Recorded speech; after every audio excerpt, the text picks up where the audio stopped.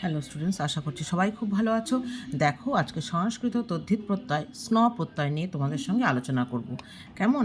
দেখো, শব্দের শেষে যদি ব থাকে, আবার বলছি, শব্দটার শেষে যদি ব থাকে এবং শেষের উচ্চারণটা যদি অ হয়, দেখো তাহলে কিন্তু স্ন প্রত্যয় হবে। যেমন দেখো, মানবঃ, মনু যোগ স্ন।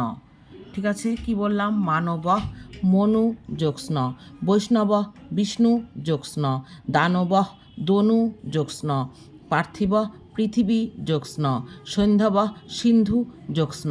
এবার পরের দুটি উদাহরণে কিন্তু দেখো ব নেই, অথচ অ উচ্চারণ হচ্ছে। কৈশোর কিশোর যোগ স্ন, স্বার্থ স্বার্থ স্মৃতি যোগ স্ন। কেমন? তাহলে এইগুলো হচ্ছে উদাহরণ। আর সংস্কৃত তদ্ধিত প্রত্যয় স্ন প্রত্যয় মনে রাখার একটা শর্টকাট টেকনিক হচ্ছে এটা।